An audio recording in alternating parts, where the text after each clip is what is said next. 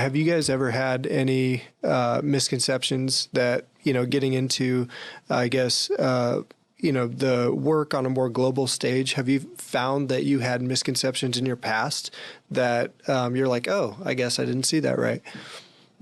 I think I've certainly experienced misconceptions being on a global platform. Like you can't hide the fact that I come from the UK. And I think sometimes when you're working in a global role and you're interacting with so many people on the global stage, and sometimes you're talking about something and people think you're talking about the UK.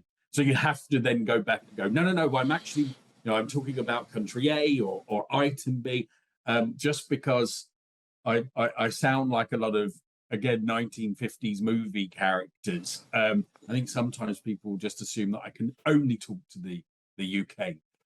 That's been a big thing that I've found.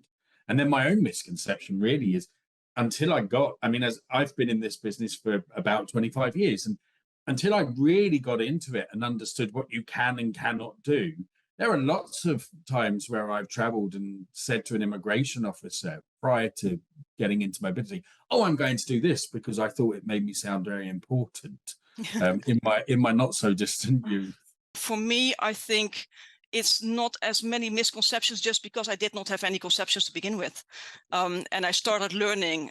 What I did find out that it is really important, the type of language you're using. So for example, when people were talking about legalizations, when I'm thinking about legalizations, I'm thinking about having a document actually being confirmed to be authentic, like up to like Ministry of Foreign Affairs, the consulate of the country where you're going to. That for me is a legalization. But there are countries where they're not familiar with that concept. They don't ask for those kind of legalizations. But when they say legalization, they mean a notification.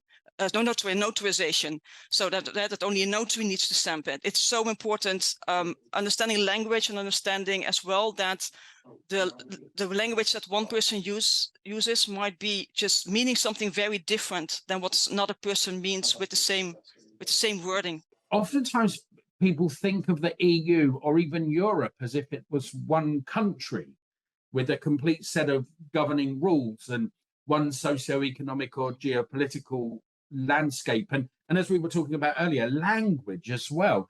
And it really isn't. What Europe is the largest economic region in the world. And then between the EU and the EEA, as Carlijn said earlier, and to a lesser extent, Switzerland, there does exist freedom of movement of capital, goods, persons, missed one, and services. But we have to remember that the EU essentially is a supranational political economic union of individual countries. And I think that's really important to remember because those countries have their own laws and procedures, particularly in the world of immigration, but they also contribute to and agree to be obligated by directives set out by their union. And again, as a Brit talking about this now, it seems almost as if I shouldn't be, because as we know, the UK decided to exit this union. But I think it is really important to get that kind of understanding that so many people say to me when I travel around the world, oh, you're from Europe. And I say, well, yes, I am. But I am a British national. And, I think the biggest misconception is a belief that because the EU exists, there is one and one only set of rules governing the entire region. And it's not as easy or as simple as that.